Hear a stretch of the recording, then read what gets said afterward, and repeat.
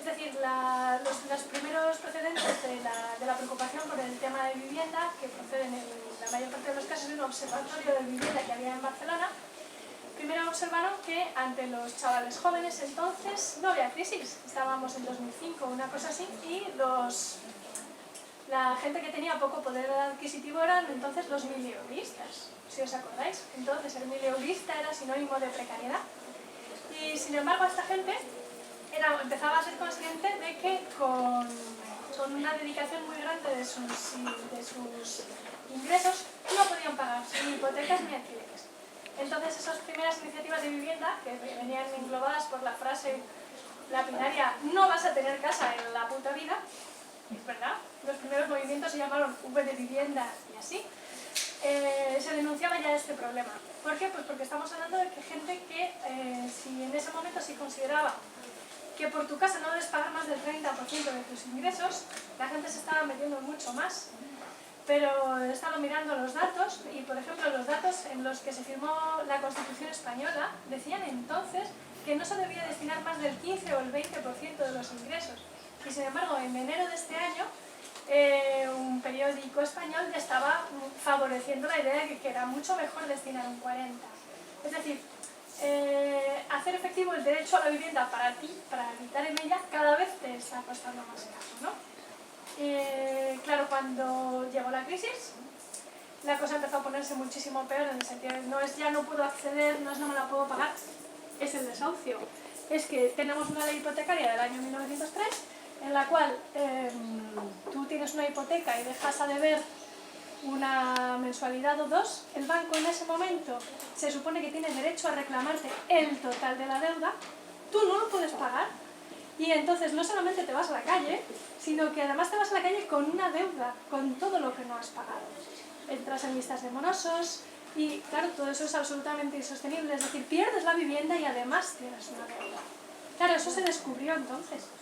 Hasta entonces había pasado muy poco y todas las veces que había sucedido, sucedía en la intimidad. La persona humillada y deprimida se marchaba de su casa y se consideraba un inoportuno fracasado social, ¿no? Porque ese era el mensaje que recibía, ¿no? Tú eres un triunfador, tú no puedes ser un arrendatario, tú tienes que tener tu casa. Entonces la primera preocupación de la PAM fue el tema de las hipotecas, que era lo que estaba dando más problemas en ese momento, ¿no? La solidaridad con este concepto, ¿no? Con el decir, bueno, es que la gente no se puede ir, no nos podemos ir todos debajo de un puente, provocó también que con el estallido del 15M y el deseo de cambiar las cosas, pues los grupos de plataformas afectados por la hipoteca y estos desahucios se extendiesen por todo el país y proliferasen. Entonces nació también el nuestro aquí en León. Entonces, en el funcionamiento de las plataformas nuestras, ¿cómo se ha peleado por el derecho a vivienda desde ellas? Pues lo primero y fundamental es que no se trata de una organización asistencialista. Es decir, esto no es la oficina. Tú no vienes, nos traes tu caso y nosotros lo hacemos todo, ¿no? Sino que tú aprendes en una asesoría colectiva, viendo a los ojos, a la cara, a la gente que ha tenido el mismo problema que tú, qué soluciones tienes, cuál es tu mejor posibilidad a la hora de enfrentarte a esa situación, ¿no? En un desahucio de hipoteca, pues se verá a ver qué es lo que más conviene a esa persona. Es decir, al principio se hacía todo pues con todo en contra.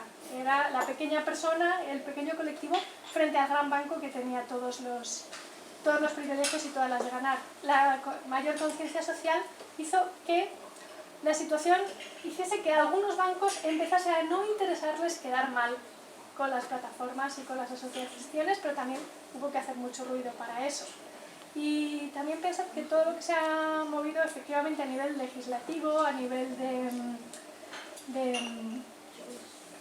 leyes de vivienda y demás, todo está recurrido, paralizado, siempre están en los plazos más amplios. O sea, los partidos que gobiernan y que históricamente han gobernado tienen todo eso recurrido para tardar el mayor tiempo posible en tener que dar respuestas, incluso si las instituciones, instancias superiores, Tribunal de Derechos Humanos de Estrasburgo, siempre nos dan la razón. Es decir, se vienen ganando sentencias desde hace varios años que parece que podrían tener por sí solas la capacidad de cambiar algo y, por desgracia, cuando eso se tiene que plasmar en nuestras normativas, no se cambia. Se cambió la doctrina Parot, por ejemplo, en un caso muy claro, ¿no? Y esa misma semana que se supo que esa cláusula en la cual el banco te exigía por el impago de una sola mensualidad todo el pago de la hipoteca completa, esa cláusula era una cláusula